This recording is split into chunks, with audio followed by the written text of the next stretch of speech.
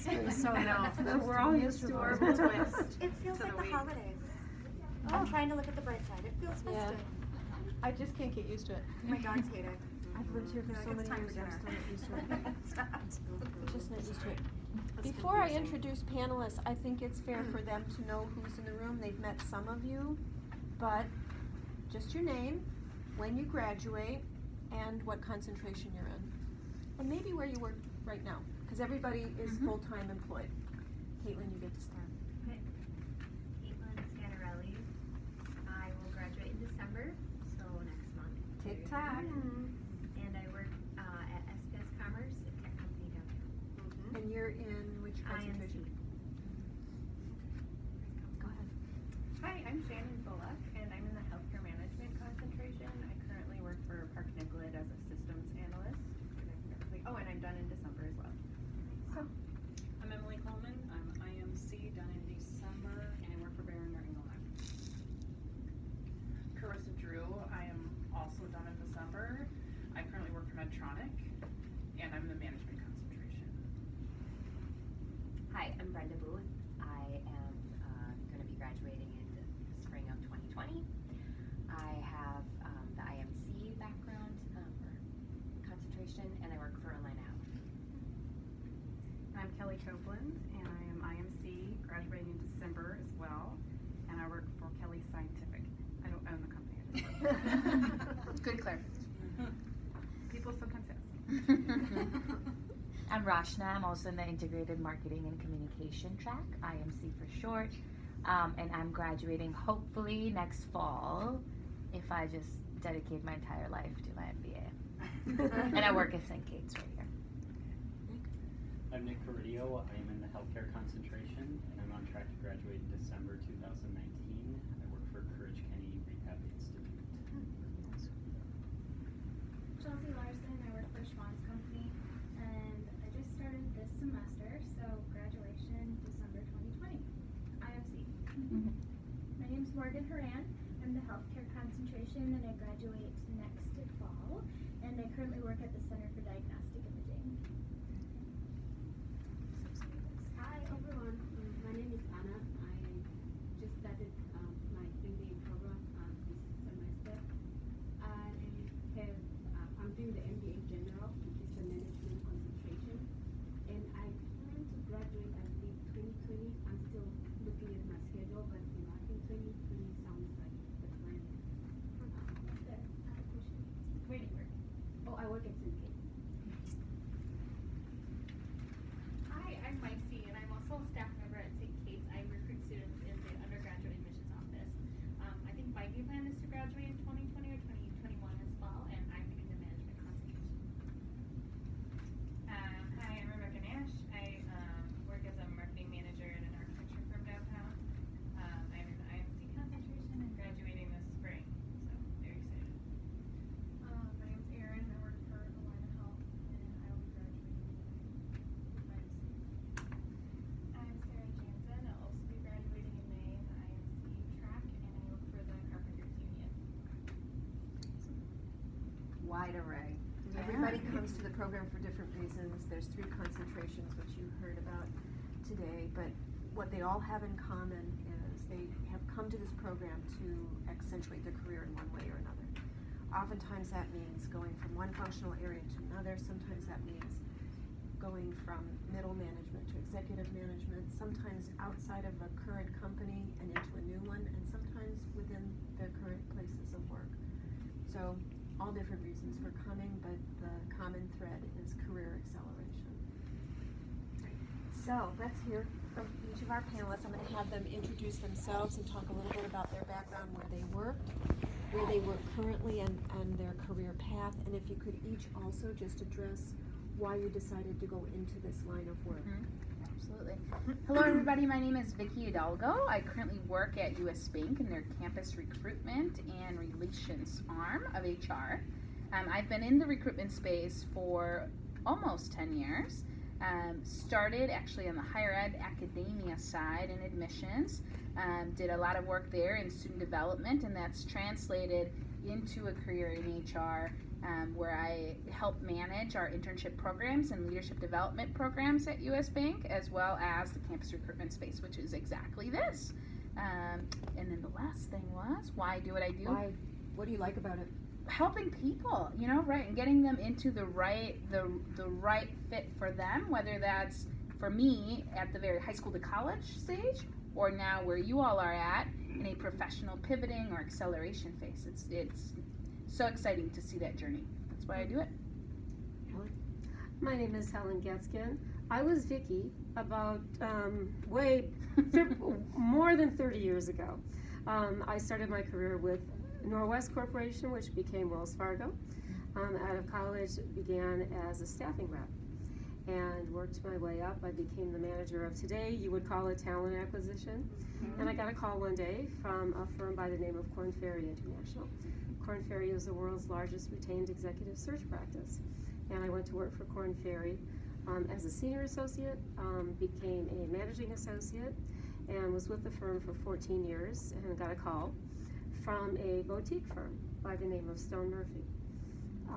And it was a chance to move up to the partner level, which I had not wanted to do at at Korn Ferry, because I was too busy having children. And I spent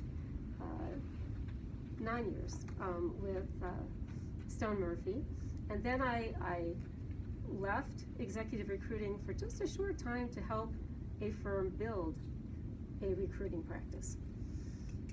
And then I got a call from this lovely woman down there by the name of Claire Zeisen, who recruited me to a company by the name of DHR International. Korn Ferry is still, I believe, the #1 retained executive search practice in the world. DHR is number 5, number 6. So I've been recruiting for well over 30 years. And last year, I had an epiphany and decided perhaps I wanted to do something a little bit different. I wanted to take all of that skill that I had been using with executives and start really helping people instead of being retained by corporations. So I am now an executive coach, and I am assisting people in understanding what is important about interviewing, how you do an interview. We do video interviews. I do mock phone interviews, mock networking meetings, which, remember this, all of you, networking is the most important thing you will ever do. Don't ever stop doing it. And prepare people to move up to that next level, or if they've been displaced, to help them land again. Hi everyone, Alyssa Henriksen. I own Gray Search and Strategy, so it's an executive recruiting company here in the Minneapolis area. We're a retained search firm. We are boutique, so we are definitely not a large global firm, but it dates back 13 years now, which is crazy as I'm sitting here counting. I can't even believe that.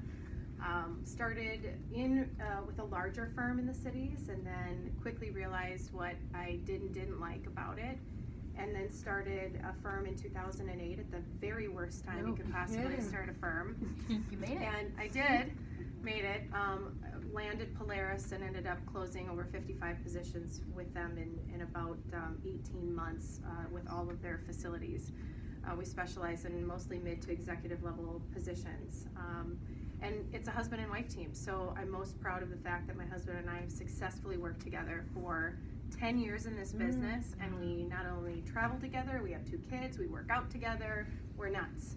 But we have a ton of fun. We love each other. It's amazing.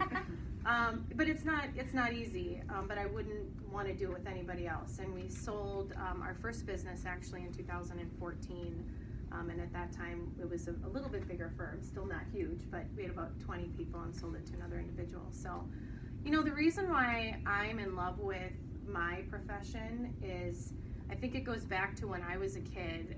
I was lucky enough to have parents who brought me to manufacturing facilities when we would go on trips. It was, at the time I hated it, but I quickly saw the value in it. I was learning about how something was made and why, and watch people do it. And you fast forward, And I just love to understand all of that. I naturally ask a lot of questions. I'm very curious as a person, and I like to get to know people. And there's more to people than just a resume, and there's more to a company than just four walls. And so for me, it's finding really what makes up each and to find a connection. And Gray is really more than just, I mean, that's really why we're called Gray, is because I love to dig into where are you from?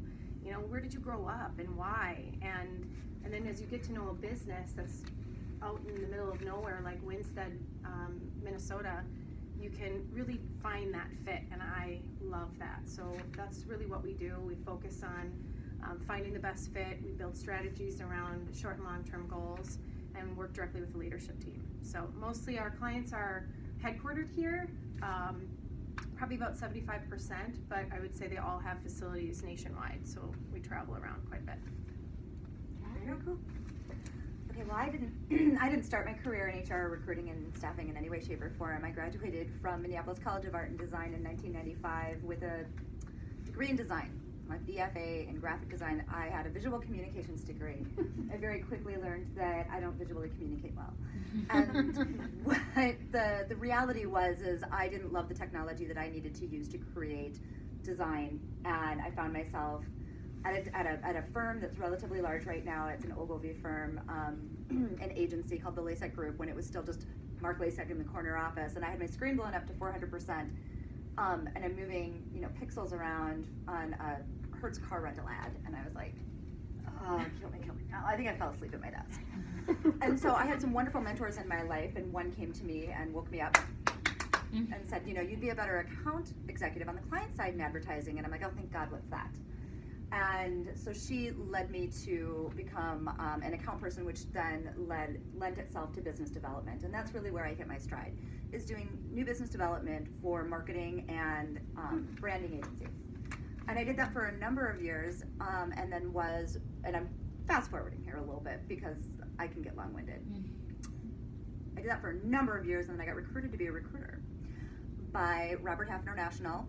Ran a team called the Creative Group, and they were launching their permanent placement division. So the Creative Group is most well known for placing freelance and contractors in consulting, and they wanted to launch permanent placement, which is full-time placement for creative individuals. And I looked at them like they were nuts, and I just said, yeah, I'm an HR liability. I'm not HR.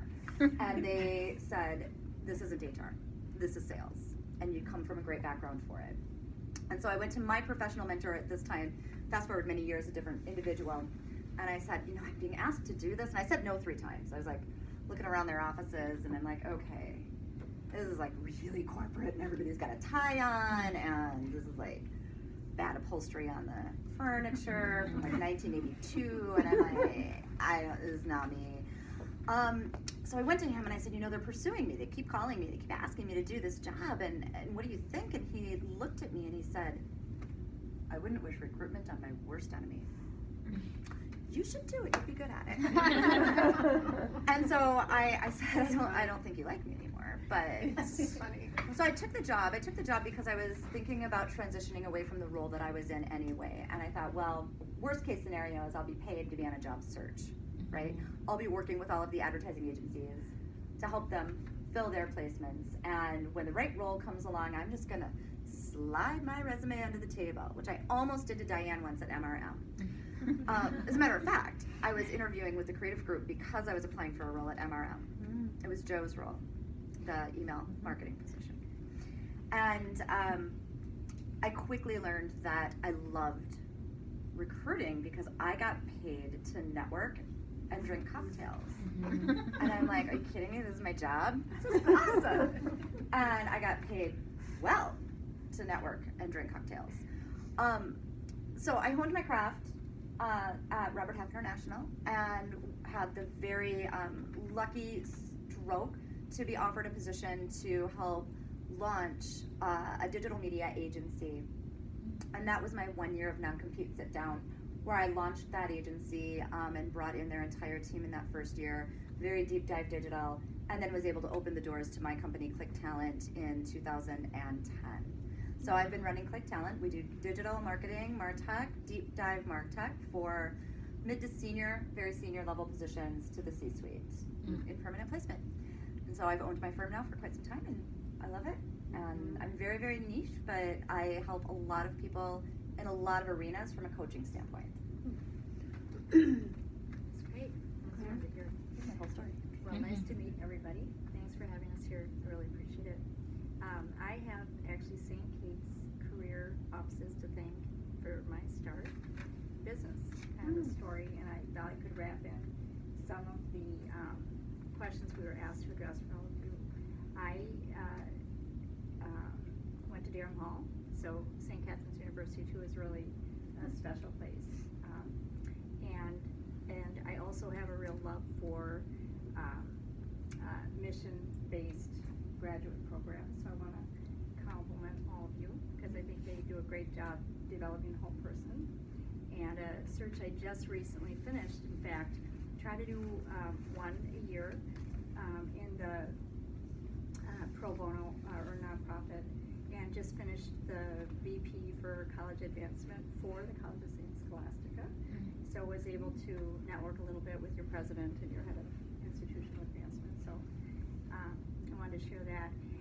The way that I think we're hearing here and where you are within your career journeys is really, I would say the message is knowing yourself and what is it that wakes you up and you go, you know what, that's kind of feeling like I'm getting paid, but it's fun, you know, where's my passion?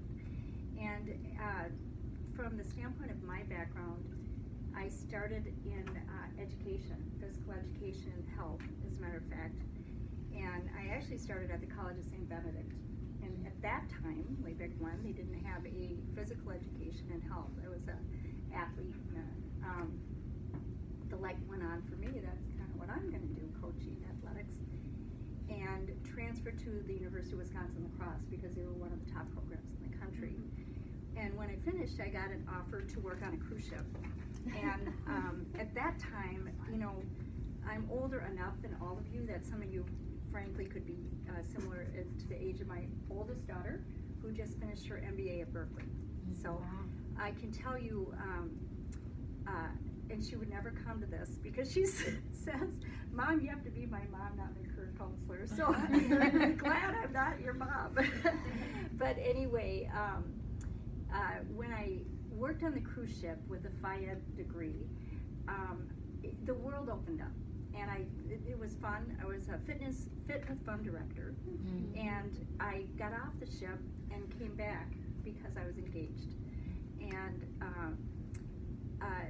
I decided, you know, my real love was corporate wellness and fitness. And in those days, they were just starting to put those kinds of centers in businesses.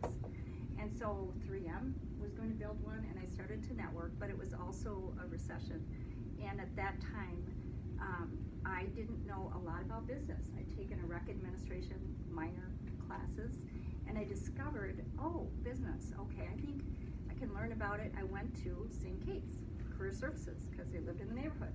And I hung out there for about 9 months. The other message is don't be afraid to pause. I was fortunate because I got engaged and married, but I took a pause because I had all these offers to go teach FIED and health, and I was pretty, you know, excited about it, and I could do it.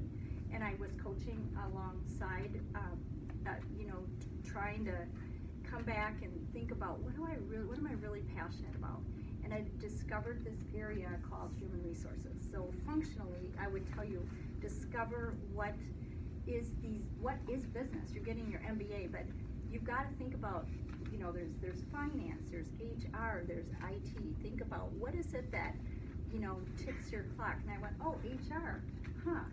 And then I learned that within HR, there's total rewards, there's interviewing and hiring and recruitment, and there's benefits, and there's health and wellness, right? Well, that was my thing, but I thought that's what gets cut when companies are struggling.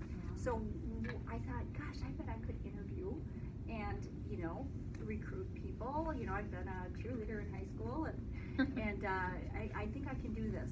You know, cheer people on. So I found, I started, here I am from La Crosse. So to be really honest, I pretended I was a St. Keith student. so we didn't have any computers or anything, right? There wasn't even an MBA program then. And I hung out in the career services office, so they thought that I was a St. Kate student. And so I would look in the 3-ring binders in those days and flip through all the new openings because they want to hire a St. Kate student, right? And so at that point, I understood I want to go into human resources and I want to go into interviewing, recruiting, and I saw a posting for a staff technician at KPMG Pete Marwick, which I had no idea what that was, which was one of the Big 8 at the time, now Big 4 biggest global accounting firms. And then again, I had a couple rejections from, you know, U.S. Bank, some of their leadership development programs, because here I am at Ed Health, you know, trying to compete with these other. And I thought, I have to get creative here. It had been, you know, 8-9 months, and my husband was starting to, you know, when are you going to get a job, right? So I decided, I put on a business suit, and in those days we wore ties. A little bow tie. And I showed up at the Pete Marwick to hand deliver my resume. So you have to do some things out of the box to stand out. I thought, you know, I didn't fit the MBA they were looking for, but I'm gonna just, maybe I can hand deliver it and shake somebody's hand. And because I did that, I got my first interview. So your resume, remember, is just an instrument to get the first interview. And because they saw somebody that did something outside the box, I showed up at lunchtime thinking maybe they're gonna be, right before lunch I can get them. And it worked, and that was my click, and then that was my first job. And I had no idea that Pete Marwick was this, at the time, the largest in the world retained search firm. I got awesome training, and that really is where I got my MBA in the profession I'm still in retained search. I went into corporate talent acquisition the last 4 years at an oil and gas company. They reload headquarters, and then I went to Honeywell for a year, and then basically I've been recruited into boutique firms, so I've worked in 3 boutiques, helped build their infrastructure, which I learned at Pete Marwick, and then ended up, almost 8 years ago, I've been with DHR International. We're not in the top, and I wouldn't want to be, because then you run into off-limits issues. And I've worked at boutiques, I love that model, and that's awesome, but sometimes they can't access the resources that you're gonna get in the global firms. So, you know, DHR kind of can marry both of those. And what I loved, and wrote down a lot of your companies, because many of them, some of them have been clients, and some of them I've recruited out of. So, you know, as you discover your niche, if it's healthcare, which we heard a lot of, you know, global, big, small, medium, get a feel for, you know, who you are, what you're passionate about. Because not everyone's meant to work in the big global or in the real small firms, or, you know, just start to tune into what is the click for you. It would be something that I've learned along the way, and probably worked on 600 searches primarily at the C-suite. So CHRO, CFO, CTO, CIO, and you know, kind of at that, I would say, total comp range, right when you're starting to get towards the 150 and up to the board level would be the area that I primarily focused in on. So a number of these fine ladies have said the word retained search. Who knows what that means? It's a really important thing to know. So I think, Helen, you mentioned it first. Do you want to take that one? Certainly. There are different types of recruiters out there, and you will run into many of them when you're ready. There are contingent recruiters, and when you see articles, I think a lot of times about recruiters who will send in a lot of resumes. They'll just take your resume and they'll send it in to a company. If you tell them you're interested in XYZ company, they'll send it in, whether that company has a job or not. They get paid by that company if that company hires you. That's contingent, meaning they submit your resume, it is contingent upon that company hiring someone whose resume they've sent in for them to get paid. If you are retained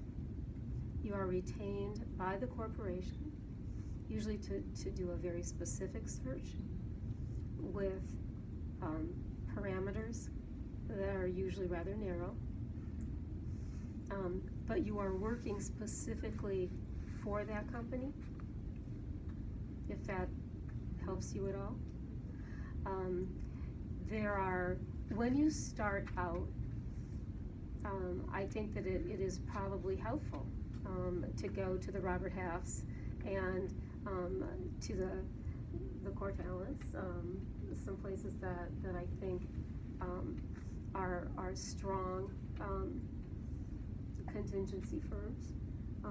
You could probably speak better to Robert Half, but it is a national firm, a global firm, international firm.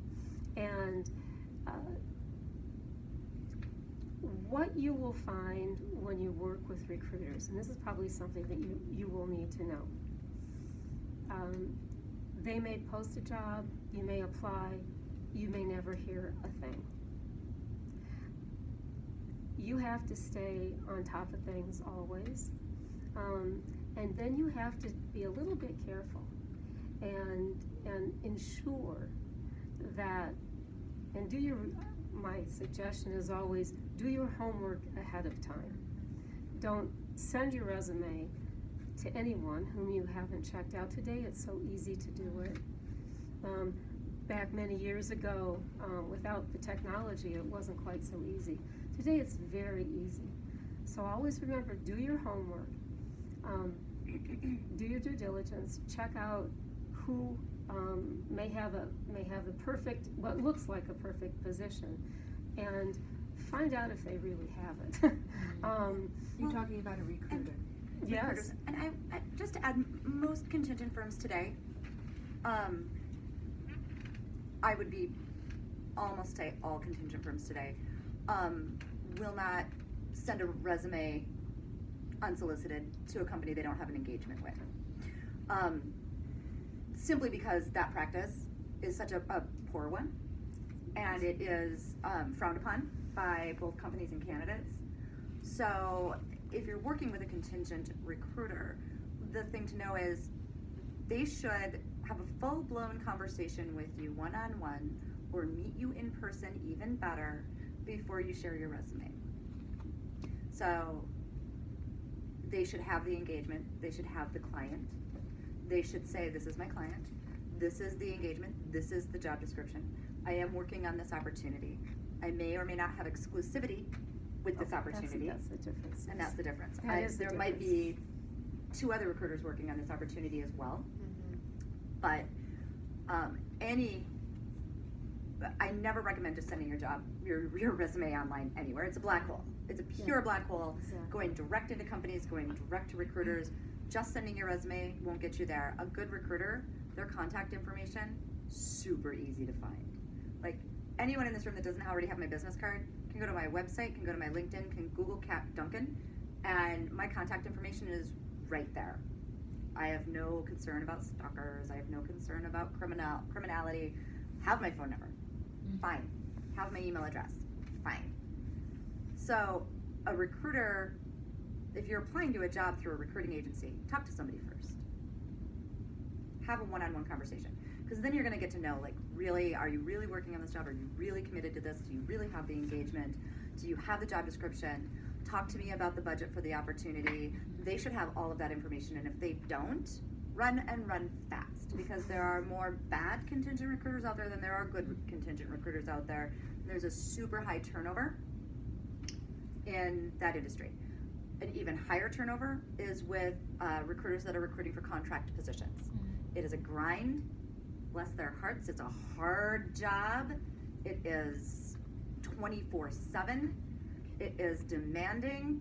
They can make quite a bit of money right out of college, and then they get golden handcuffs, and then they burn out. So I hear horror stories about recruiters. Every day I read it on LinkedIn, I see it in articles, and it breaks my heart a little bit, because I know both sides. I can say, I reached out to this recruiter and they never, ever, ever got back to me. Or I had a conversation with a recruiter and they never, ever, ever got back to me. Ghosting is pretty common and it's horrible. It's horrible. These are recruiters that don't know how to close the loop. They're recruiters that don't know exactly what they're doing. They've not been well trained. And they're probably not career recruiters. They're certainly not going to stay in the industry because that's not how you earn credibility, trust, respect, and quite frankly, income. So good recruiters are going to take time, even the contingent ones. And there are some really, really talented contingent recruiters that work in specific industries that aren't just generalists. And then internal recruiters don't even get me started.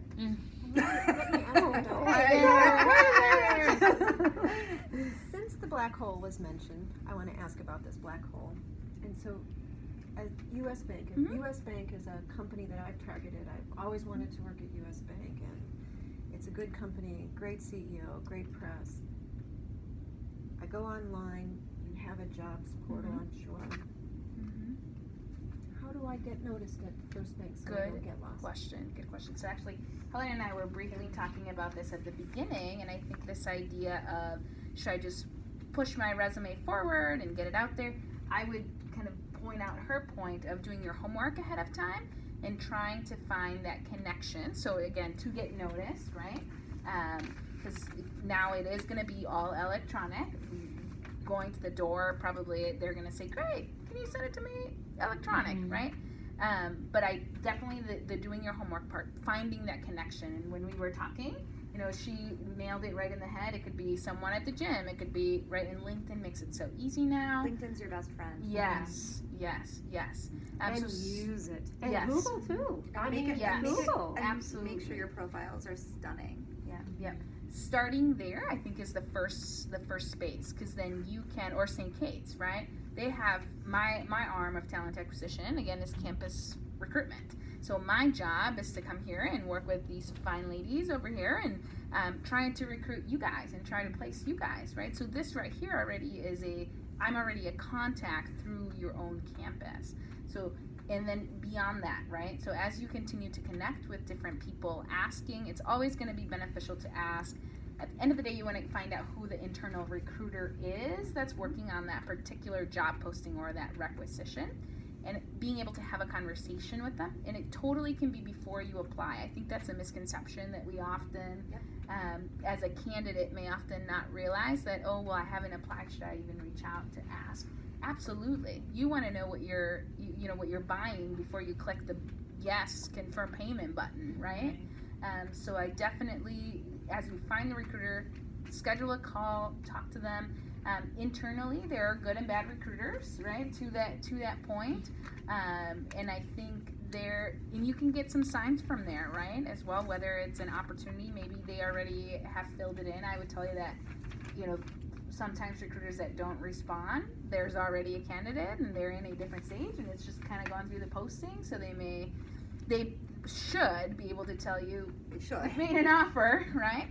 But I can't say that all will. But again, working through those connections. And as you develop that internal connection, an intro from that person that you may know to somebody who they know, right? All of that is what ends up helping you stand out. 6 degrees of separation. Exactly. Can I say a quick word about applicant tracking systems?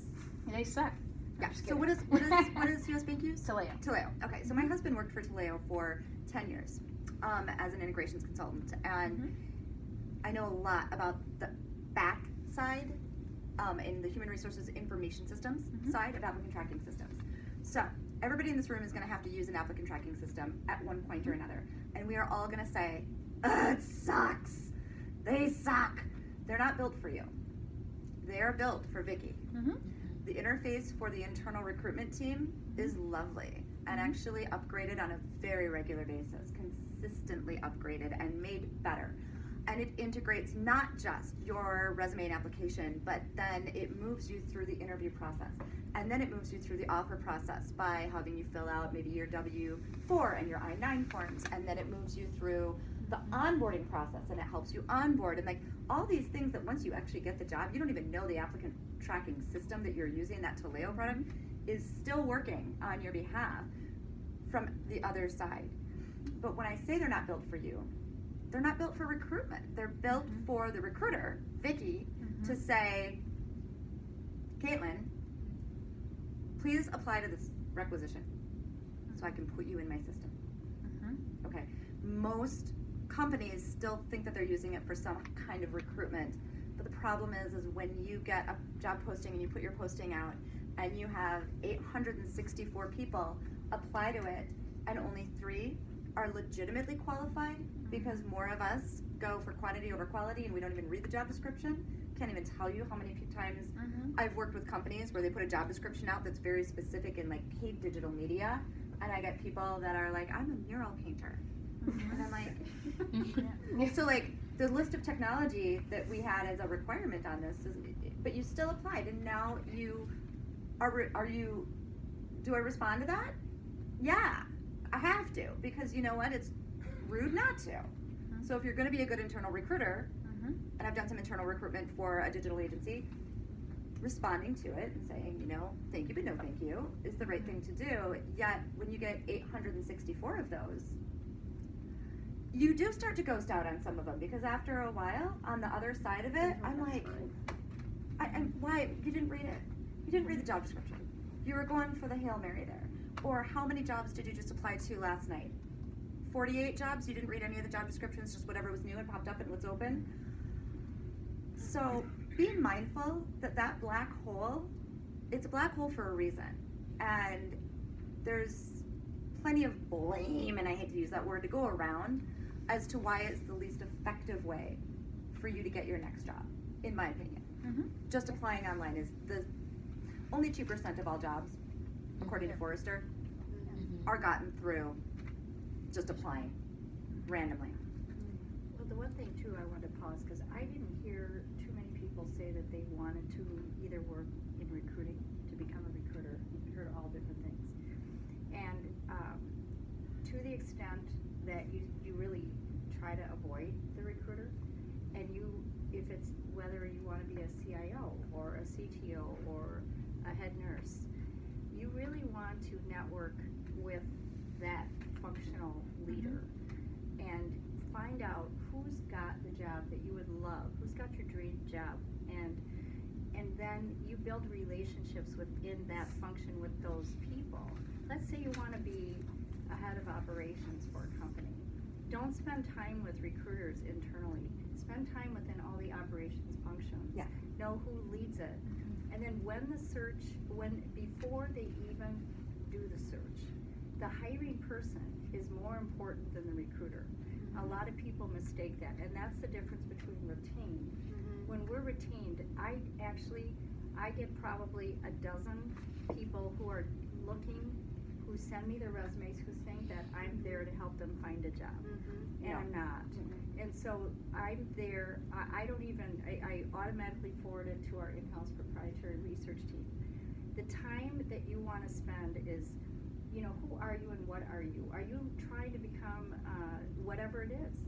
And I'd put it back to you, get those mentors, and then as those opportunities open up, find out, you know, you want them to give your resume to the internal recruiting team.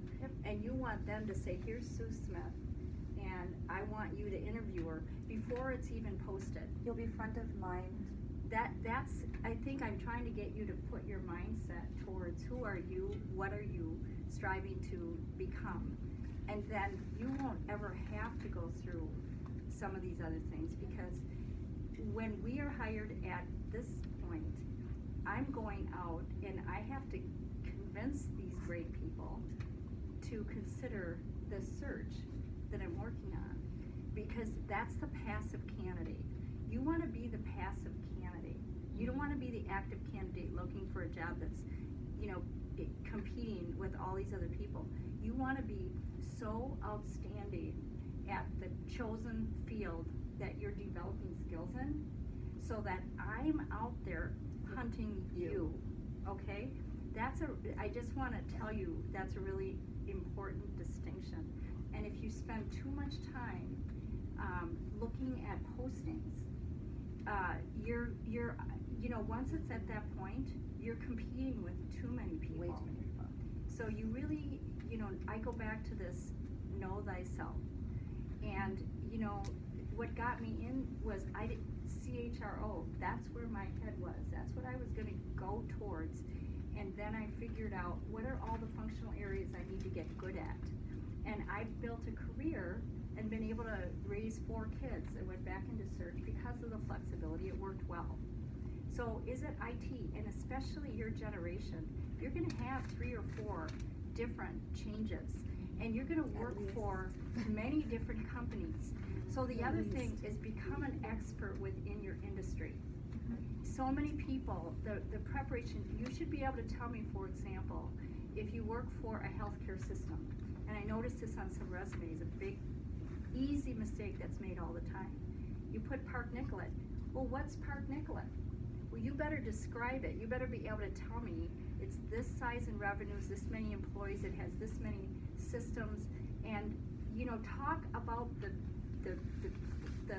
function, the company, the organization, and then here's the role that you have within it. So many people miss that. And to play off know thyself, that can be really hard right now. You're not right. And I'm gonna just be honest. I thought I wanted to be a designer, and then when that got like bagged, yes, I had a mentor and I got help and I kind of moved from career. But there was a time period there that I'm like, I'm screwed. I keep hearing follow your passion, and I'm like, what is that? I don't have one. So, you know, I didn't even have a hobby. I am not that interesting. And so I couldn't say my passion is healthcare, my passion is marketing, my passion is design, my passion is advertising. No, but I needed a job. So oftentimes if you're sitting here listening right now and you're like, but I don't have that, I like to tell people to think where instead of what. So the Business Journal Book of Lists. Does everybody know what the Business Journal is in this room? Okay, well you should, you're MBA. So the Business Journal, it's in every major market. The Twin Cities Business Journal comes out every Friday. It's a newspaper rag, right? And whatever the cover story is that week, let's just say it's on downtown construction. And you're reading articles about what's happening in downtown construction. And then the centerfold is these lists. And it's gonna be lists of commercial real estate firms and construction firms. And it's like the top 25 or the top 50 or whatever. In your library, and if it's not, it's in the Minneapolis library, you can get the annual, every year it comes out, Twin Cities Business Journal Book of Lists. It's this big ass book, it's like this, okay? And if you don't know where you want to work, because I think knowing where can really help you target your job search instead of throwing darts in the dark or being in paralysis over the abundance of opportunity. This is where you're going to figure out where. So you're going to take this book of lists and you're going to use those fabulous little 3M red Post-it tags. You know what I'm talking about? You use them every day, right? And you're going to do a quick flip through. And the first part of the book of lists are things like, you know, CEO compensation and boards of directors and blah, blah. You just skip past that. And the ads, love ads, just skip past it. And then you're going to see headlines of the list. I don't want you guys to start looking at the list. You'll be there for 8 hours. Just look at the headlines. It is top 25 healthcare companies. Tag the page, flip. Top 50 women-owned companies. Maybe that's of interest. Tag it, flip the page. Top 25 law firms. You know, kill me now, I don't want to work in a law firm. Don't tag the page. Only tag the pages of the headlines of the types of organizations that you think you might want to work. It might be fastest growing, it might be startup, it might be healthcare, it might be retail, it might be consumer packaged goods. These are all in the book of lists in the state of Minnesota. And then go back and look at your lists. And you're gonna find 3 things.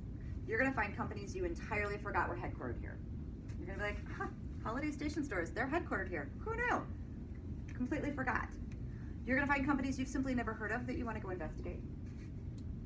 And you're gonna find companies that show up on multiple pages of your list. Maybe it is voted best place to work, retail company, woman owned. There might be something to that. So you're gonna get a list of like 30 or 40 companies, and then you're gonna start narrowing your list down. You're gonna narrow your list down based on very simple data points, like commute. Okay, well, I broke this company down, but they're in St. Cloud, and I'm not driving to St. Cloud every day. So cross them off the list, really quick. commute. Maybe it's size. Maybe they're only 8 people big. What are the career opportunities in an 8-person company? You might thrive in an 8-person company, but is there room for advancement? Are they going to scale? Will they grow? Or are you going to come in and always be right there and there's going to be 7 people above you forever? So start crossing off companies until you have your top 10, and then research the heck out of those top 10. Know everything you can, because there's so much information out there that you can get today that I didn't have in 1995. The internet was like very new and so wrong and bad. And you're gonna get your top 5 companies by doing this. And when you get your top 5 companies, the question that I ask my candidates more often than not is, why do you think you want to work there? And when I hear, well, my class took a tour there once and it seemed really cool, I want to stick a hot poker into my eye. That's not why you want to work there. Why do you want to work there? Why does this company resonate with you as a human being? What about these companies' values align with your values as a human being? And that will be the first phone screen question you get. What Why? are you interested in? And you better have an answer other than, I have a friend who works there and they think it's cool. Because I hear that one too. So basically what she's describing is you want to create a target list. Your target list.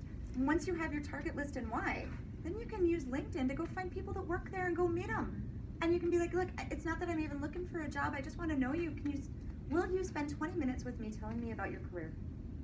So everyone who is in an MBA program and employed, as you go out, as you get ready to go into the market and look for something, perhaps the next step up for you, or in this new category that you're getting your MBA in, the first thing you do is you create that target list. Right. And the book of lists, whether you're a new MBA or whether you're an executive being coached, is the first thing we all tell you to do. Yeah. Go look at this. You guys, I heard fear in this side of the room, like we're scared. We're gonna graduate and we're scared. It takes some of the fear away if you have a project. Okay? Project and a plan. And a plan. It's a plan. It's a plan. It's a plan. And it's a target list. And you're gonna know some wheres and you're gonna know some whys, and then you're gonna get to know some people and take this time. Like, I meet 10 new people a week. That's my goal. Not anymore so much, but it used to be my goal. Basically, meet 4. Yeah, basically 40% of what we would do. Meet 4. 4 cups of coffee a week, and your professional network explodes. So again, networking, write it down in caps. It will be the most important thing you do. And targeted networking. Targeted networking. You're gonna build your personal board of directors. Right. Like networking with the randoms, like, well, my mom and dad know these financial advisors and I can network with them, except I don't know. No, but they're not gonna, no. That's not going to get you. Specific. Really targeted networking. And we're all gonna tell you to network, but I don't think anybody really teaches you how. I do. And yeah, that's part of what, that's part of what I do now. That's part of what Helen does now, is can actually teach you down to the nitty gritty. I bet you even help with word tracks and emails. You bet I do. You bet. And I will record you and you will see yourself and you go, that's how I'm talking to people. People equate, sometimes, I've had people come in and say, to me networking is worse than going to the dentist. Well, Minnesota, I can't imagine walking into a room where I don't know anybody and I'm supposed to trade business cards and I'm supposed to, I know my targeted companies in my head and I see a person that works for company XYZ, which is at the top of my list. But how do I approach them? This doesn't come naturally for me. Some people this comes very naturally for, some people it really doesn't. And if it doesn't, get help. Get help. Your placement office can help you. There are coaches that can help you. Get help. It will make it easier for you. Mm-hmm. Looking for a job is this is from 1,000 years of experience, but it will be harder than actually doing the job. You need a plan. I'm sure part of your coursework in your MBA program is strategic planning. There's got to be some strategic plan in there. Absolutely. Develop your strategic plan. And your Excel spreadsheet. So you develop a strategic plan. You figure out the target companies. And why? And why they're target companies. Why you have an interest. But what you start with is a plan, just like everything else. And then move forward from that. But you know the little sticker or the little sayings you see on things sometimes, do what you love, because then you will love what you do. So when you're thinking about what is it that I want to do, pretty soon I'm going to have this MBA. And I'm going to be looking at trying to narrow these companies down to what my target companies are. What makes you happy? What do you think? Because you're going to spend a lot of time at work.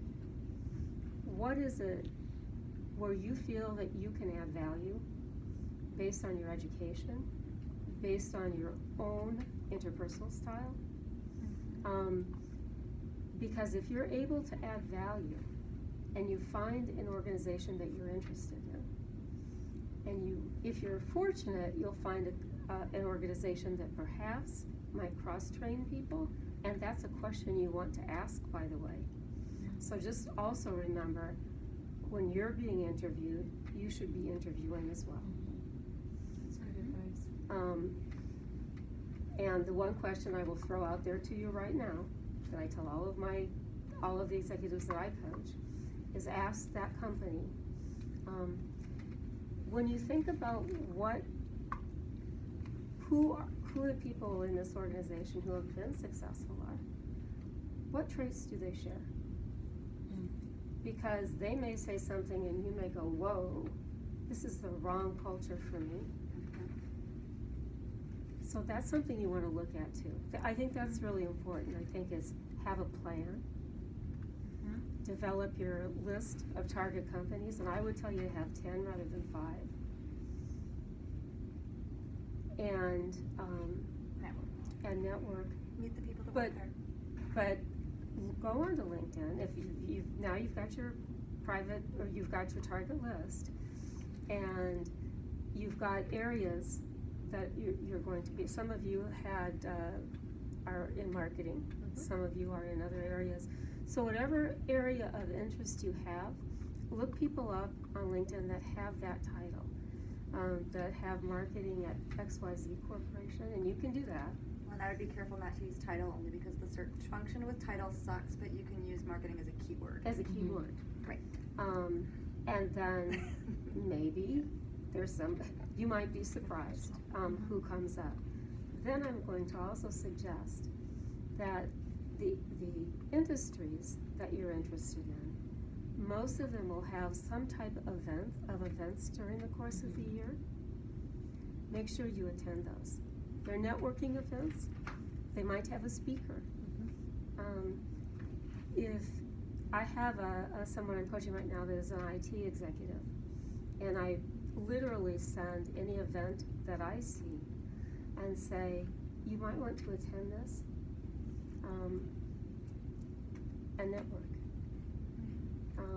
There's a speaker, you'll learn something, take some business cards, and then anyone that was of interest, reach out to them on LinkedIn, see if they'd be interested in connecting, see if they'd be interested in having a cup of coffee, so that you can learn more about what they do and where they do it. Alyssa, we haven't heard much from you. What are your top bits of advice? We've heard make a list, create a plan, do some networking. Well, I'm 37. So I was fortunate enough to come out of school and get right into recruiting. I was recruited to be a recruiter, and at that time I knew nothing about it. And so immediately I was thrown into networking. So I would say that if it doesn't come naturally for everybody, networking, and some people are like, well, what does it really mean to network?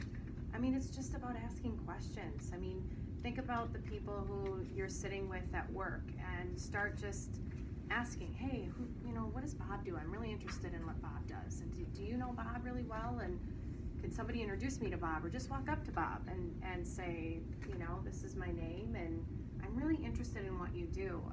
I was just thrown into it. I was thrown into having to ask a lot of questions. And so I'm right in line. Networking has taken me very far, asking questions and not being afraid. I think oftentimes people are afraid to ask a question because they don't want to look like, hey, is this a stupid question? Am I in the wrong? I was never afraid. I felt like I had nothing to lose. And then I would say, like groups and associations were a big thing for me. When I started my company in 2008, I was asked to join a CEO roundtable. I was the youngest at the age of, I'm 37 now, so back in 2008. I mean, I was the youngest. All of them were third generation owners owning $200 million operations, and I thought, gee, I'm like, crap, this is scary for me.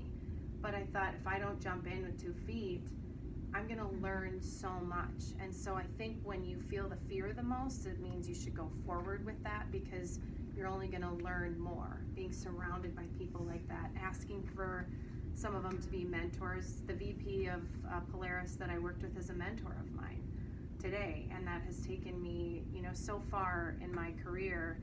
And I'm always so appreciative of every opportunity that I've ever been given. Today I sit on the board for the Minnesota State Chamber. I'm one of the youngest board members on a 50 member board. And so the only way you get there, I think, is by, even with fear, which I have fear every day, and what I do is just saying, okay, not today, I'm gonna take a step forward, I'm gonna ask the questions, I'm gonna ask to be introduced. I'm gonna naturally reach out to somebody and tell them my story and why I'm interested. How do you disguise that fear in that first meeting? Because people can smell it.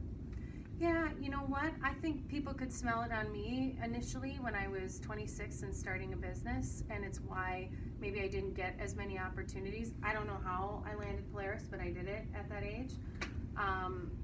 It takes practice, and I think to put yourself in like expecting perfection, you're gonna end up with more failure if you expect to be perfect. You just gotta allow yourself opportunities to not be perfect, and to say, okay, next time this is how I'm gonna do it. I mean, I remember making my first cold calls as a business owner.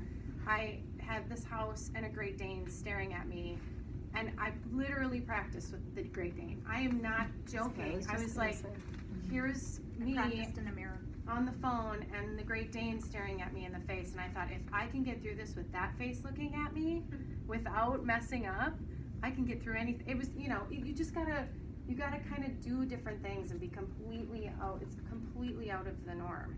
Rehearse and practice. Right. Yep. And then that piece about there's a little bit of authenticity in fear. Mm-hmm. Now, granted, like a full-blown like flop, sweat, and breakdown, that's that's a little different. That's a little different. But there's a little bit of authenticity in that fear, and you can say, this is hard for me, but I want to ask you some questions. And it's against my nature to walk up and ask, but that's humble, it's true, it's human, it's authentic.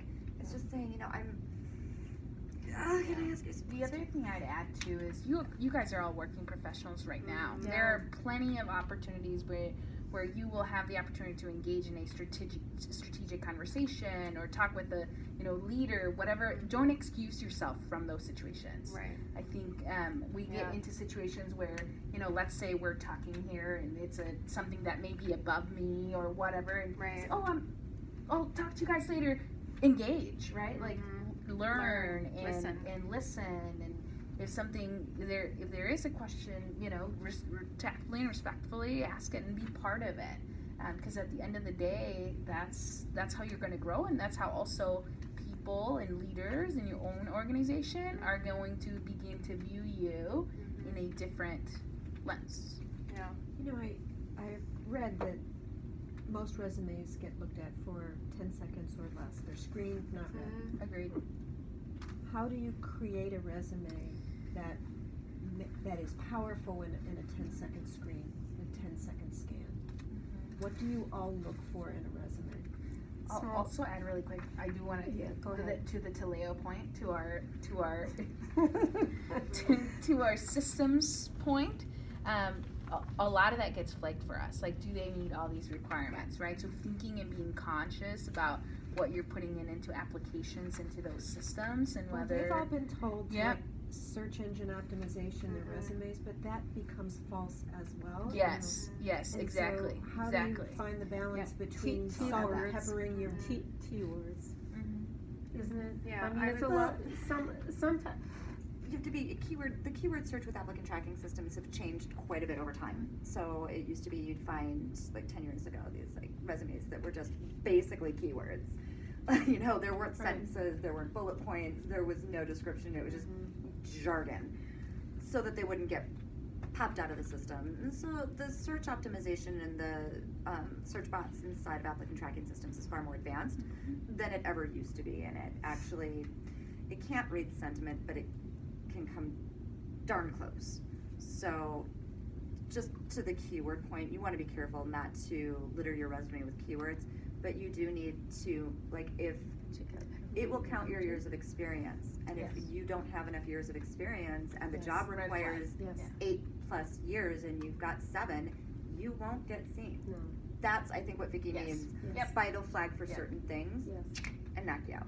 But those are the things you can't really change, right? Or no, you can can't. you say so 7-ish? That's when the networking, right? So that's when these other pieces. By going around the right. system. I made a placement at Best Buy recently where the woman had just short of the required years of experience, but she was more than qualified to do the job. So years of experience doesn't always equate to, as a matter of fact, it very rarely, in my opinion, equates to actual talent, skill, and ability and managerial skills. So I was able to speak directly with the hiring manager, and the hiring manager was like, oh, wow, we want to bring her in now. The system knocked her out, and the internal recruiters had to rig the system to get her in. And that's the other thing if you're pivoting, right? You know, and it's a specific industry, and initially in the job description or whatnot, it may ask for blah blah years in financial industry, let's say, and that's not the industry you've been in. Doesn't mean you can't do the job. You don't have relatable, translatable skill set, whatnot. But I think to the point that we're all speaking to, right, making sure that you are doing your homework, that you're leveraging that you're speaking also in the voice of the company, right? So making sure you're not sending to Best Buy what you're sending to US Bank, right? It's different, and the roles. Let's talk a little bit about this pivoting, and then we'll ask for questions from all of you because we're going to run late. There are a number of students who have come to this program with the idea that it was a chance to start over and to go into a new industry or go into a completely new function. But how do they now, with 5 years of experience, 10 years of experience, get credit for the experience that they've put in, but at the same time they're basically asking to start over without starting at the bottom rung of the ladder? So what is your advice around doing those pivots? I made an offer today to a candidate who is coming from publishing into our wealth management product team. And part of the strength of this particular candidate was her ability to work cross-functionally, because that's what product does, right? And that's what her publishing experience was as a project manager there. So really thinking about, I think that's the step one, right? What you've done, or with a career you have your experience in, how does that translate to the job that you're actually applying? And I'll let other folks. No, I couldn't agree more. It's really finding the similarities between where you want to go and what you're doing, and there are a lot. If you really sit down and you look at it and you break it, pull it apart, find the similarities and speak to those. Your resume needs to be clear. It just needs to speak to who you are. It needs to be concise, and you need to highlight your strengths. I hate a lot of fluff. I really like to see, what are you good at? What have your accomplishments been? If you have numbers that you can tie into it, whether it's budgetary, sales, number of team members that you support or manage or lead. It doesn't matter. That's the stuff that you want to see. When I look at a resume, I'm looking for certain things like that, but it's got to speak to you as an individual. Look at what you're going after. What is it that they're looking for? What have I done? Align the two and really speak to that. And it's going to take some time. You have to be patient with it. But you can't, like you said, you can't just throw that same resume. If you really want to look at some different opportunities within different companies, you can't take that same resume right now and just throw it out and hope one of them sticks. To me, that's also going back to contingent. There's a lot of the contingent, they just take a lot of resumes, throw it out there and hope one sticks. I would say from a retained perspective, if you're not networking with the people in your organization that can help you get to where you want to go, I do recommend working with, or just reaching out to a retained recruiter and asking for their advice, getting their perspective on different companies they've worked with and what do they look for and why. And maybe that's going to speak to what you love. Do you want to work with a big global company? Do you want to work with a smaller organization that's, 100 million in revenue and growing? So, you have everything at your fingertips right now. I would say it's the most exciting time for you in your career, and you're in the driver's seat. It's really you that's steering the ship, and I think sometimes you forget that when you're sitting where you are, but you have this whole opportunity, this whole world in front of you. You just got to ask people. Don't be afraid to reach out. Be concise on your resume, and network. We've all been talking about it. And LinkedIn, I'm going to go back to it because we have an opportunity. It is my Bible. Mm-hmm. Thank you. Yeah, I use it for every purpose. And I think anybody who says LinkedIn is a waste of time, which I do actually hear, and some in my own profession, believe it or not, It's not true. it is not true. It's such an amazing networking and connection, professional. And be careful. Never reach out to people you've never met with an ask to connect without a note. I can't tell you how many, you get a million of these, I'm sure we all do, where it's like, I'd like you to do that. I'd like you to be part of my professional network. And they're like, who are you? I don't know you. And they're in Russia. I don't know you. Yeah, Some of them are that spam. happens all the Some time. of them are spam, but some of them I'm like, okay, well, we've got 52 shared connections. Yeah. But I'm not going to link with you because you know what you didn't do? You didn't take 2 minutes. Instead of using the app, to use your desktop version because the app is different, Right. and add, hey, we both know this person and they thought it'd be great if we knew each other. Yeah. 2 seconds. Don't ever link with someone without a note that's never met you. Does everybody have a pretty nice LinkedIn profile? update? Yeah, everybody feel good about it? What do you look for in a LinkedIn profile? Why don't we start with you, Claire? Well, there's a couple, you want to build your library. There's one I highly recommend called the 20-Minute Networking Meeting, written by Marcia Ballinger. She's a good friend of mine. She's a partner of mine for 4 years, and she's outstanding. And she wrote a college edition for MBAs. And the other book I'd highly recommend on your shelf is Rites of Passage, RITES, for executive job changers for the 100,000 and above. So you're going to start to see yourself right now. You're working towards, likely that, getting towards the 100, 150, and still developing sort of what your passion is, where you want to go and grow within the company. Once you get to that point, the part that I don't know that the MBA program stress enough, that is, I tell you, it's the knockout factor at the level that I work at, and it's the leadership. Because right now it's still building kind of your skills, so you're going to be excellent at what you do. But it's how you do it that's going to derail you or make you get to where you want to grow or go. And the how has to do with understanding there's IO psych assessments, so there's assessment tools. There's a variety of them. You can take some of them, the Myers-Briggs, you can take the Hogan assessments. You can even save up enough to pay to get one done for yourself. And I'd love it if the MBA programs would give that as part of your curriculum, because it is that important. They take 2 assessments. Do they in take one of Strong the classes. Campbell? They don't take Strong Campbell, they take Insights, what is it called? Insights Insights Discovery. And then Strengths Finder. Strengths Finder. Yeah. So that, and those are fine, but to be aware kind of what your leadership skills are. So when we're doing searches, and you get down to, and it's interesting because Google thinks that that's a waste of time. But I can tell you most, and it's Minnesota companies, I've worked for Minnesota companies for over 30 years, every area, and every C-suite, and even the VP or senior director and above, you have to go through a half-a-day assessment. That includes several online tests, and then it's a one-on-one interview with a PhD who does an IO assessment, digging into all about your background, your past, how you lead, who you lead, what makes you tick, how are you under pressure, do you show up inside like you're appearing outside, and if they have, we've had people, and you know what, I'm telling you, on paper, these are outstanding leaders, and I am blown away. I want to cry when I have to go back to the leader to say, I have to tell you, they're not going to hire you. There are certain companies that it makes or breaks an offer. Oh yeah. Oh yeah. So it measures EQ, Happened to IQ. all of us. So yeah, so we've all lost a think of candidate that way, yourself haven't we? as leaders, and become, be really excellent at what you do, but then know who you are and how you lead, if you want to be a leader. And that'll start to become more important. And while your LinkedIn is important and your resume is a one-pager, if you're really developing as a leader, we're going to find you. Yeah. It is, you guys are you're the future. All these baby boomers are retiring, and you guys are going to be sought after.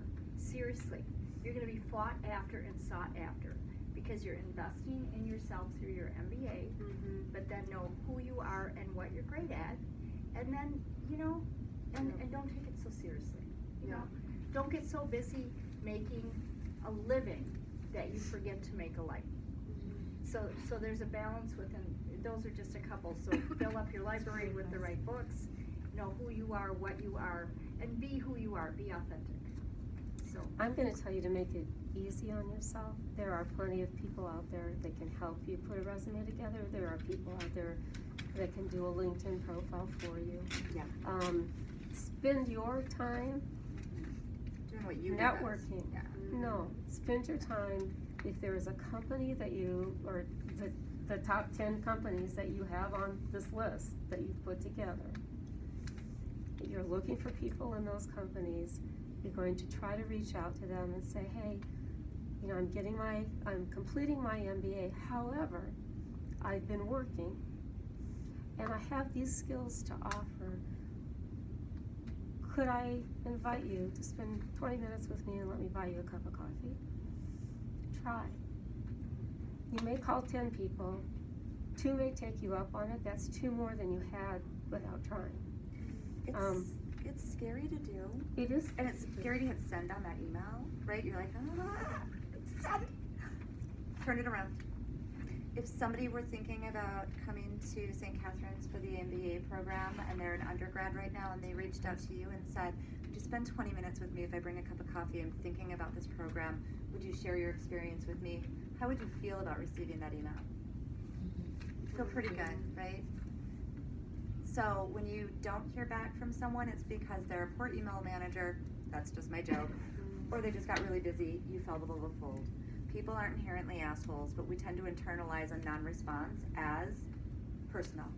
And you gotta and that's hard. It's hard. But a non-responder doesn't mean that you did anything wrong whatsoever. They just got busy. You got lost in their inbox. Try again. Use somebody else. Go to somebody else. Keep at it. Persistency. Because you're not sending an email that is evil or mean or ugly or that someone's going to look at and laugh at. It's the same email that you guys would get right now if you just put yourself in an undergrad's shoes and they want to approach you about what you're doing right now. And you're busy. Do you have time? Probably not. Would you make time? You might try. Rebecca, I don't want to put you on the spot, but you had your hand up. Do you have a question? I was just going back to one of you had mentioned there's a difference between the hiring manager and the recruiting manager. Yeah. And how do you know who to reach out to for the networking? And like, say I'm interested in like a small firm, like I'm looking at small to medium-sized firms, but sometimes they don't have a recruiting person, and sometimes the hiring manager is buried. Skip the recruiter. That's why. Yeah. So if you want to be, what are you interested in? So I think the company list is one thing, but as important, maybe more important, is your functional skill list. What are you going to do at whatever Well, organization? you need both. Are you going to be systems? So what are you interested in, for example? So, right now I currently do general marketing, but like I'm interested in sitting down with companies that are more on the digital side or on the strategy side or branding. And so I'm just trying to like, how do I get my foot in the door with smaller companies that I don't really know anyone and no one else in my network is really connected with? Well, you go to LinkedIn and to the company name and you find out who's got a marketing title, or you type in it's company XYZ. So you put in the company name and then you put in a keyword of digital marketing and see who pops up. And it's okay, like, to go straight to them? Yeah. Instead of like a hiring? It's not only okay. Absolutely. It's what you're supposed to do. Networking. That's networking. It's So essential. you don't always have to go through the channel of the recruiter or the hiring. Matter of fact, we're advising you not to do that. And whether Sorry. whether a target list of 10, whether they're hiring or not. Yeah. Right now. No, most of mine are not. So that's It's where kind I'm of trying to irrelevant. figure out how to, like, is it That's okay better. to just That's irrelevant whether they're hiring or not. You just go to them. Now they may or may not be a hiring manager for particular roles, but if you just need one, because networking begets networking begets networking. So you got the digital marketing manager at XYZ firm, and they may say, you know what, it's actually my partner down the hall and around the corner that does all the hiring. Great. Would you be willing to make that introduction? And you stand out. They don't know they're going to hire you yet. Yeah. That's my point. Lucky them. They haven't met you yet. Their and life they're is gonna about to tell change. that recruiter sitting at US Bank or wherever they are, here's Mary, she really impressed me. I didn't realize I needed some help. I'd like you to, I need to get a job rec. You're being proactive. Absolutely. That's what we do for a living. We have to get them to hire us to recruit to find you. You see? So you have to market yourself by knowing who you are and who's going to need you and who do you want to be. Go to the person that needs you. On the inside, the process, we have a call with the managers. It's an intake call. With the hiring manager, and we talk through, well, what are you looking for? And they may tell us blah blah blah blah blah. And actually, I met somebody who I'd love for you to contact or great. And it's happened where I have the person I want. Right here is their here's their resume. But if you can post the job and get a hold of them, our job is essentially servicing that manager, and we're gonna do whatever they need. Ask for a clarification on that? So the hiring manager, is that? That's your boss. That's your future boss. Okay, so it's just the person who has the hiring power. Yes. It's not a position. The recruiter doesn't hire. Okay. Recruiters don't hire. We work for them. We work for the hiring person manager. who hires. And the hiring manager is like the person with a making job the opening. decision. Recruiters never hire. Yeah, it's not a title. It's not a formal title in a company. Yeah. No, it's just a person that might be the director of marketing. You don't want to have to go through us. Seriously, it's because the competition's 100 times higher. They're paying us fees to get to you. You don't want to have to be screened. It's rigorous. You want to go around. You want to get to them and have them say to us, or really better to the intern, Better to Vicky. U.S. Bank, because she doesn't want to have to pay us fees either. Right. She right. does not What want to We hire can us. find the person. Yeah, they don't need We're us. not extending See? the search outward. They don't right? want to do this because it's harder. So you get the person that Smart Vicky's going to get to you. Yeah. Take it all out, and then she's like relieved. Oh, good. It's steps. Yeah. Right? Anna has a question. Anna, you want to go I first? have two questions actually. The first one is knowing yourself. In many cases, what I've realized is oftentimes people outside tend to think that they know you better than you know yourself, and oftentimes they can get upset when you make certain decisions like for your own growth. How do you overcome that and really know that you own your growth and just kind of in whatever industry, and take it without fear or absolute knowledge that this is what you want to do? Another question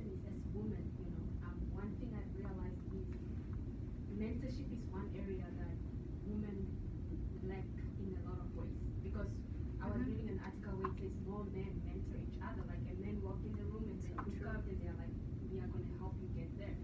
Women, I don't know if it's because we are not really, as far ahead, we are catching up, but we are not there yet.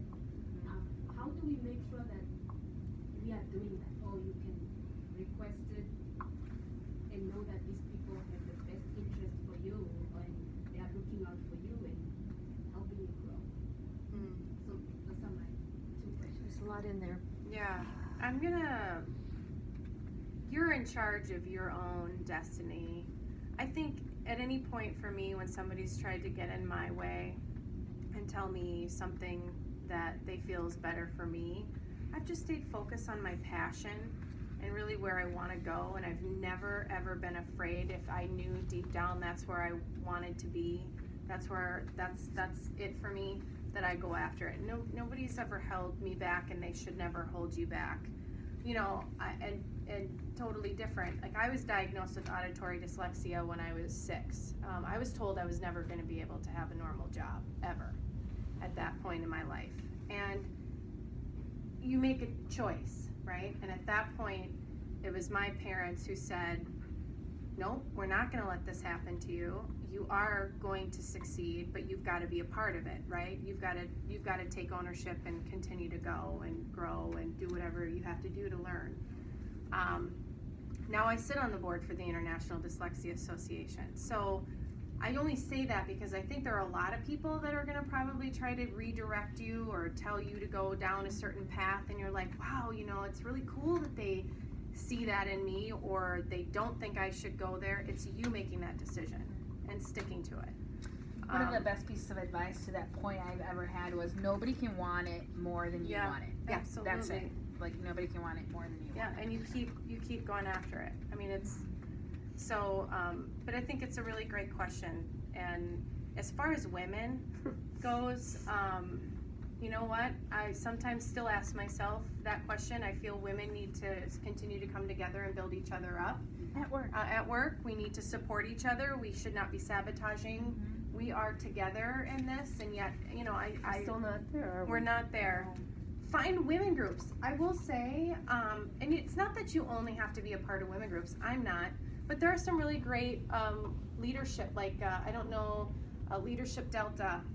Well, Laura Boyd, she started a young professionals women group.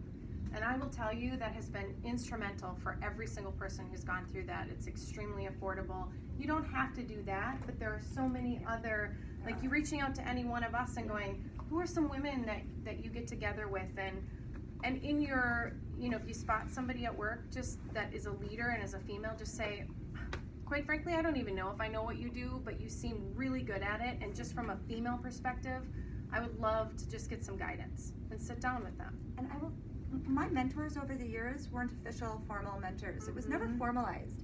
I talked about early when I was introducing myself that I had a mentor that came to me, and then I had a much later business mentor in life. I didn't recognize those human beings as mentors until many years later. So it's very possible that you do have some mentors in your life that you don't recognize as mentors at this moment in time. Because I've been asked by some of my younger candidates, like, would you be my mentor? And I'm like, taking on a mentorship or a mentee requires time, and it requires diligence and effort. And there are times in my life when I have to say no to that request. I love you. Call me up if you have questions. Hit me up on email. I'll answer questions. I'll be there for you. But I'm not going to formalize a mentorship program.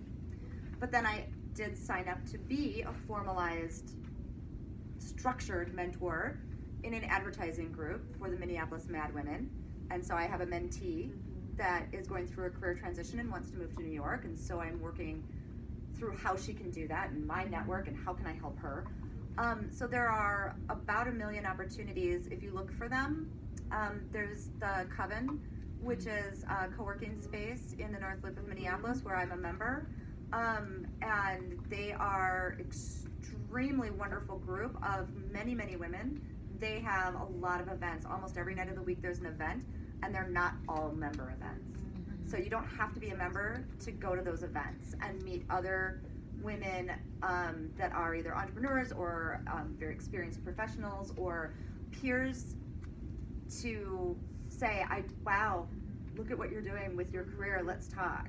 And sometimes just that conversation can mean mentorship in a way that we formalize it too much sometimes. Yeah. There are also now, a lot of the professional associations are creating a young professional. They're splitting their groups, and they have a young members group of those associations.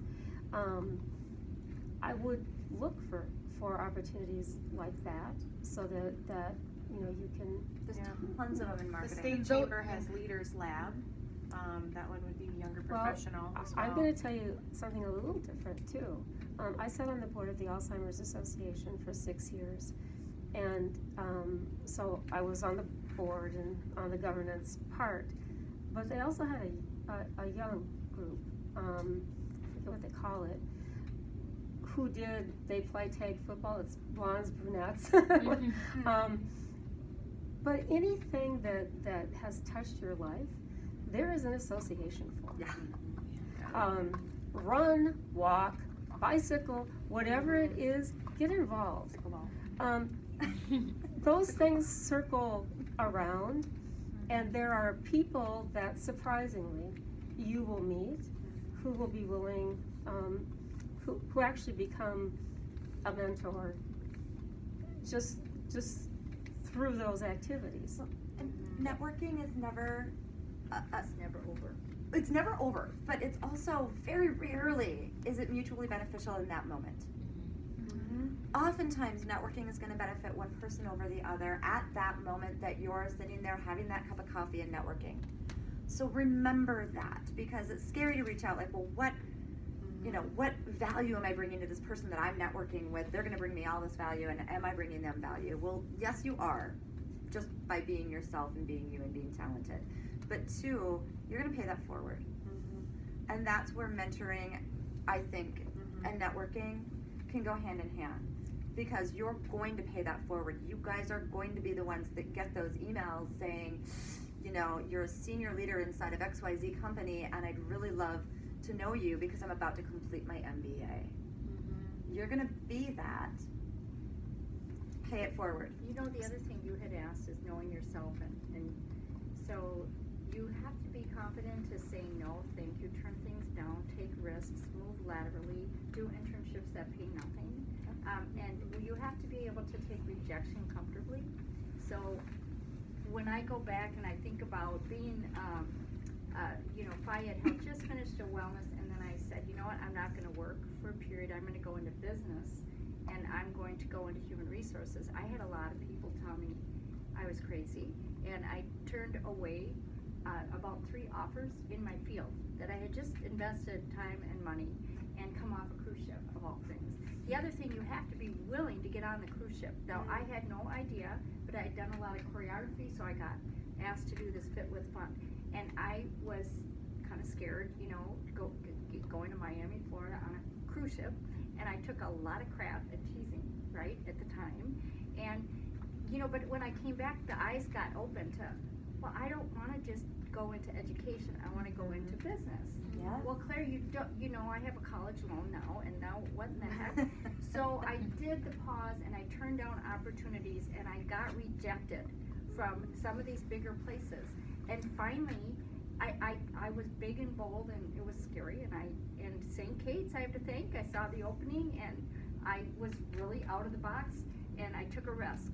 And that was the first step. But then, all along the way within my career, when you start to try to balance family, in the days when I got pregnant and I got an offer the same week with my first child, and I was terrified, and I thought, oh crap. Of course, I didn't plan these pregnancies, and I felt I needed to tell that company that I was pregnant, and because I needed to know if they'd cover a pre-existing condition, and they could pull the offer, and I said I wouldn't sue them. But it was really, I was really not at a time, they did not have pregnant women working. There were no, nursing, lactation. I had none of that. And I also worked when all my friends were home full-time after babies. So it was really, it's scary and it's lonely, and you get judged and misjudged. And you can't be afraid to be beat up and criticized and judged. And what is so interesting is then all of a sudden you do these things and you kind of hit your stride, and all of a sudden the people that think that you were so crazy are coming to you to say, how did you do that? And you just kind of look at them going, you're the ones that were trying to, tell me that and so you forgive and forget, and then you just keep, you just keep being, it's kind of like once you hit your stride, you just don't really care. And you trip a lot, and you fall on your face, and you just get up again, you wipe yourself off. And the thing that has surprised me, once you start to get to a level where you do hear crappy things said about you, especially at the level when you start to play in more senior ranks, and people can play dirty. They're not always playing nice in the sandbox. And that's where those leadership assessments really matter, because that'll come out. And so don't be afraid, don't lose your integrity, and don't play dirty, even though people are gonna play dirty towards you. And being the woman, and especially at ethnically diverse, I gotta tell you, your future is so exciting. It is so fantastic. I just finished a search for Cargill, Global Talent Management, Talent Acquisition. Every single client tells us we need to have an ethnically diverse slate. That is the #1 thing in the world. And what I can tell you, we brought in Demetha Sanders out of Miami, Florida, DHL Express. It was a very grueling search to find this gem, this needle in the haystack, who was willing to get on a plane from Miami, Florida, and be in the Twin Cities, which, by the way, is not ethnically diverse enough. We have a long way to go to make sure we embrace the beautiful ethnic diverse people and the women. So we just have to rise up, have each other's backs. Don't let the crap and the noise and the toxic comments break us down. You've got it though. It's true, really. So you just be yourself, know yourself, take risks. If it's true in your heart, let all the other stuff be noise. And for us as both women and minorities, just help each other out. Just help each other get to wherever we want to grow. Well, and don't be afraid to make mistakes. Yeah. Because mistakes are what help you grow, as long as you don't repeat them. So as long as you put yourself out there and you try. If you make a mistake, and you learn from it, you won't make that same mistake again. You'll make a new one. But you grow from each risk you take, from each mistake you make. You grow, and if you take each one of those things as a learning experience, rather than beating yourself up for it, you'll continue your growth. Caitlin, did you have a question? Last one. Sure. I don't remember who said it, but there is a saying, you want to be a passively looking for a job. Passive versus active. Right. So how do you play that fine line if you're reaching out to the marketer at a certain company? Are you working right now currently? Yes. Then you're a passive candidate already. So you don't have to have a job, you don't need a job, you have a job. You're expanding your professional networking, you're not asking for a job. So the way that I would position that to them is, I'm currently working, I'm completing my MBA, I have a position right now, but I am expanding my professional network. Would you meet with me? Okay. That makes you the passive candidate. The active candidate is the one that actively needs a job now. Like, I have to get one, I don't have one, I won't eat if I don't work. It's a scary place to be, but it happens. The active candidate is far more, they're sending their resumes everywhere. They're shaking every hand that they can possibly need. They need a job at the moment. Those aren't the kinds of candidates that we represent, because they're pretty easy to find. The firms that hire our firms, the companies that hire our firms, are hiring us because they can't find these individuals on their own. They need help finding the needle in the haystack, the talent, the specialized skill, or they need to scale quickly.